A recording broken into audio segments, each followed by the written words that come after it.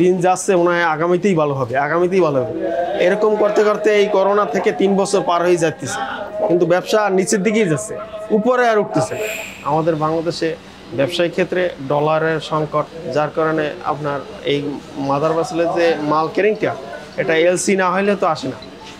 বললেই তো আমি পাঠাই দিই, এরকম তো না। ওটা এলসি হইতে হবে, এলসি না হলে আপনার এই কেরিংটা এরকমই থাকবে। যেটা বিশেষ করে বড় ব্যবসা, সেটা হচ্ছে বিদেশ থেকে মাল আপনার মাদার ভেসেল জাহাজে আমাদের কেরিং হইতে হবে। কেরিং হইলে ওটা আমাদের দেশের যে ছোটো জাহাজগুলি আছে, আমরা কার্গো বলি, কোস্টার বলি, এই জাহাজে আপনার মালটা কেরিং হইতে হবে। এখন ওই মাদার ভেসেলের জাহাজ প্রত্যেক মাসে আমাদের দেশে ঢুকতে হবে মিনিমাম 4টা থেকে 5টা। তো সেক্ষেত্রে আপনার ওরকম হয় না। এখন 3 মাস 4 মাস 2 মাস পর একটা জাহাজ 2টা জাহাজ ঢুকে। আর আমাদের দেশের যে কেরিং জাহাজ, এগুলো অনেক বেশি, ওটা আপনার ওরকম ভাগে পায় না। 2 মাস পর, 1 মাস পর, 3 মাস পর একটা ট্রিপ হয়, যাতে আপনার একটা জাহাজে প্রত্যেক মাসে বেতন আছে 2 লক্ষ টাকা, 1,80,000 টাকা। এটা আপনার মালিকদের পোষায় না, আর ওরকম চলাচলতিও নাই, আর এই মাল সামানা এত ব্যবহারও হয় না। একটা জাহাজ 2 বছর পর পর ডক করায়। এটা আপনার দেখা যায় জাহাজ চলতেছে, মালিকরা টাকাও পাইতেছে, ওরা টাকা জমাইতে পারতেছে, 2 বছরের মধ্যে জাহাজটা ডক করাইতে পারতেছে না। এরপরে ডকে জাহাজ নিয়ে আসলেই একটা জাহাজ আপনার মিনিমাম 20 লক্ষ 25 লক্ষ টাকা খরচ হয়।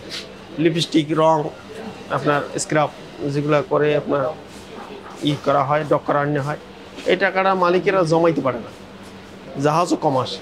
যার কারণে আপনার এই সেক্টরটা আস্তে আস্তে নিচু হয়েই যাচ্ছে। সামনে কতটুকু ভালো হবে এটা আশা করা এখনও যাচ্ছে না। আরও একটা সংবাদ আছে, এটা হচ্ছে আমাদের বাংলাদেশে ব্যবসায়িক ক্ষেত্রে ডলারের সংকট অনেক, যার কারণে আপনার এই মাদার ভেসেলের যে মাল কেরিংটা, এটা এলসি না হলে তো আসে না। বললেই তো আমি পাঠাই দিই, এরকম তো না। ওটা এলসি হইতে হবে, এলসি না হলে আপনার এই কেরিংটা এরকমই থাকবে। আগে তো আপনার একটা জাহাজ ডক করাইতাম, আপনার সেলাইতে উঠাইয়া ডক করাইতেছে মালিকেরা, আবার আর একটা পিছনে সিরিয়াল লাগানো থাকতে যে এটা নামবে, ওটা আবার উঠাইয়া আপনার ডক করাবে। এখন তো আপনার 1 মাস 2 মাস পর জাহাজ একটা ডকে আসে, উঠায়। ওই যারা জাহাজ সেলাইতে উঠায়, ডক করায়, এই ডক সবসময় খালি থাকে, বেশিরভাগই খালি থাকে। এখন আপনাদের আগামীর ব্যবসাটা কেমন হবে আসলে এখনো আশা করা যায় না, নিচুর দিকেই যাচ্ছে। মনে হয় জানি আপনার এরকম একটা দেশ চলতেছে, কিছুদিন আগে নির্বাচন গেছে, এরপরে আবার ঈদ গেল, এখন আবার এই সামনে নির্বাচন আসতেছে, আপনার এরপরে আবার ঈদ হবে, কোরবানি ঈদ আসতেছে। এরকম তো দোকানদাররা মনে হয়, ব্যবসায়িকরা মনে হয় দিন যাচ্ছে মনে হয় আগামীতেই ভালো হবে, আগামীতেই ভালো হবে। এরকম করতে করতে এই করোনা থেকে 3 বছর পার হয়ে যাচ্ছে, কিন্তু ব্যবসা নিচের দিকেই যাচ্ছে, উপরে আর উঠতেছে। একটা বিষয় একটু আপনাদের থেকে জানতে চাইবো, এই যে দড়িগুলো আছে, এগুলো কিভাবে আমদানি করেন আপনারা? বা এটা আমরা চিটাগাং থেকে ক্রয় করি। আপনার এখানে কি কি ধরনের দড়ি আছে?